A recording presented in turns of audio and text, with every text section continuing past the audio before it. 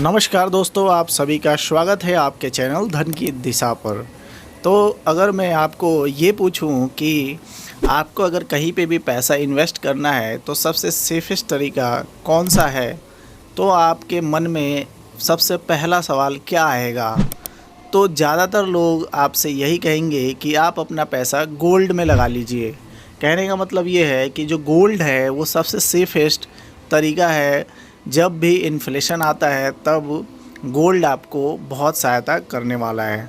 तो आज हम उसी टॉपिक पे बात करेंगे कि जो गोल्ड है उसमें आपको किस तरीके से इन्वेस्ट कर सकते हैं, और मैं आपको 5 तरीके बताने वाला हूँ, और जिसमें आखिरी जो तरीका होगा वो आपके लिए जो ऐसा तरीका हो सकता है जो आप गोल्ड में बहुत ही कम पैसे से इन्वेस्ट कर सकें। अगर मैं पिछले साल की बात करूं तो गोल्ड ने 27% रिटर्न दिया है, और आज हर कोई पूछ रहा है 2025 में गोल्ड ख़रीदना सही है या नहीं है, और अगर हाँ तो किस तरीके से ख़रीदना है। तो इस वीडियो में हम वही बात करने वाले हैं, और वीडियो को अंत तक देखना, तभी आपको पूरा जवाब मिलेगा। तो आइए शुरू करते हैं। तो सबसे पहला जो सबसे पहला सवाल है, गोल्ड क्यों ख़रीदे? तो गोल्ड ख़रीदने का जो पहला कारण है डाइवर्सिफिकेशन। मतलब आप अपना जो फ़ंड है वो डाइवर्सिफाई कर सकते हैं। जब भी आप मार्केट में गिरावट आती है या फिर आपका जो पोर्टफोलियो डगमगाता है तो गोल्ड उसको बैलेंस करने में सहायता करता है। दूसरा है इन्फ्लेशन हेज। महंगाई को ये हेज करने का भी एक अच्छा साधन है। मतलब गोल्ड आपको पोर्टफोलियो को बैलेंस करता है, और महंगाई बढ़ने पर उसकी वैल्यू भी बढ़ती है, इसलिए आपको गोल्ड ख़रीदना ज़रूरी है। अब दूसरी बात करें कि इन्वेस्टमेंट मेथड क्या क्या हो सकते हैं गोल्ड के, तो ये बहुत ही महत्वपूर्ण स्टेप है।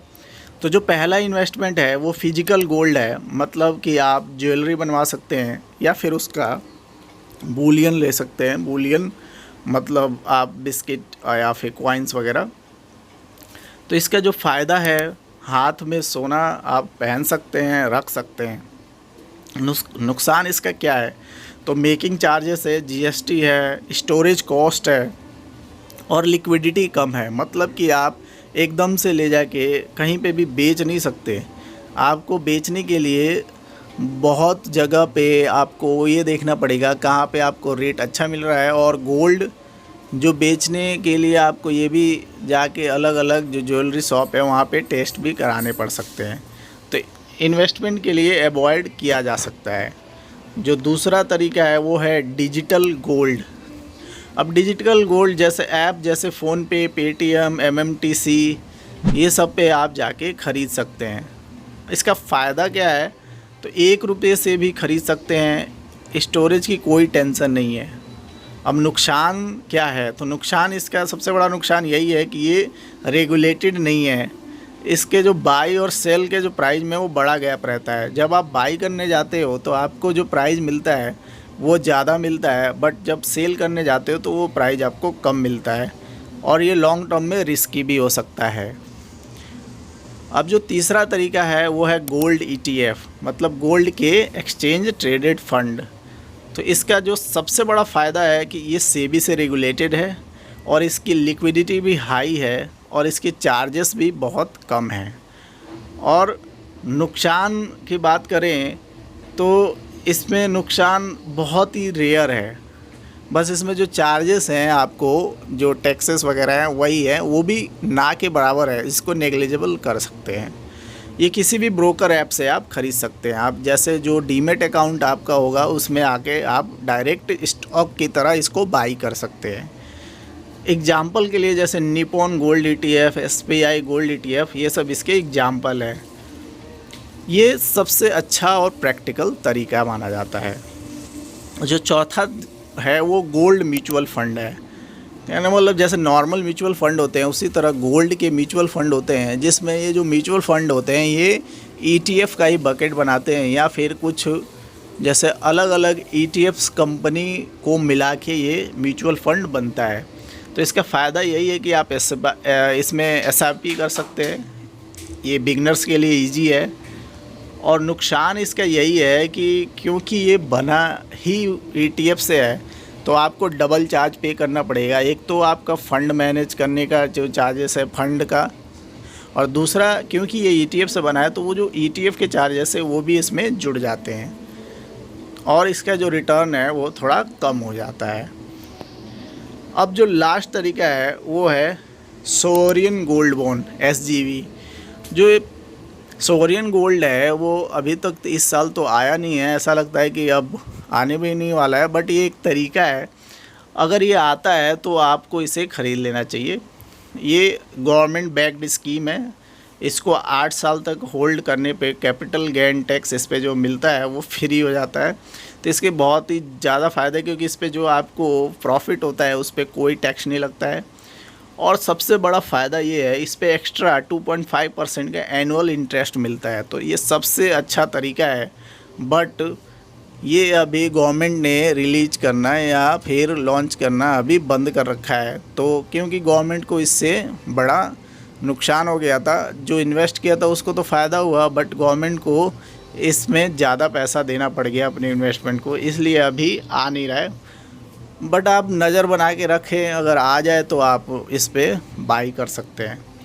इसका नुकसान बस ये कि एक ही है कि इसका जो लॉक इन पीरियड है वो कम से कम 5 साल का है। 5 साल से पहले आप इस पे एग्जिट नहीं कर सकते हैं।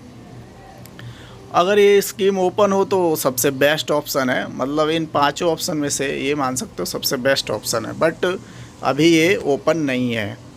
अब थोड़ा सा टैक्स रूल्स की बात करें तो अब टैक्स के जो टैक्सेशन है वो इस तरीके से है कि physical gold, digital gold, ETF और जो म्यूचुअल फंड हैं ये सारे 3 साल से कम होल्ड करते हैं। तो जो प्रॉफिट होगी आपकी सैलरी इनकम में ऐड होगा, उस पर नॉर्मल इनकम टैक्स स्लैब लगेगा।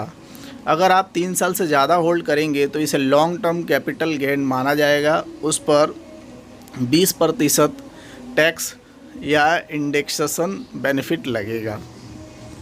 जबकि जो सोवरियन गोल्ड बॉन्ड था इन 5 तरीके में से एक, अगर आप 8 साल तक होल्ड करेंगे तो कोई टैक्स नहीं है। इस पे कैपिटल गेन पूरी तरीके से टैक्स फ्री है। अगर आप बीच में बेचते हैं तो 5th ईयर या बाद में तब भी टैक्स लगेगा, जैसे नॉर्मल गोल्ड पर लगता है। एक्स्ट्रा 2.5% इंटरेस्ट हर साल आपकी इनकम में ऐड होगा और नॉर्मल टैक्स स्लैब से भी टैक्स्ड होगा। अब अगर आप 2025 में आप ये सोच रहे हैं गोल्ड ख़रीदने के लिए, तो फिजिकल गोल्ड केवल ज्वेलरी के लिए है, डिजिटल गोल्ड को तो अवॉइड ही कर दें। अगर आपको पहले अगर बात करें फिजिकल गोल्ड की तो उसको तो आप अगर आप ज्वेलरी के लिए ख़रीद रहे हैं तो ठीक है, बट जो आपको ज्वेलरी है उस पे जो उसके मेकिंग चार्ज वगैरह वो महंगा पड़ सकता है। डिजिटल गोल्ड को तो अवॉइड करना चाहिए, क्योंकि उसमें जो आप बाई करते हो और जो सेल करते हो उसके गैप बहुत ज़्यादा होता है प्राइस का।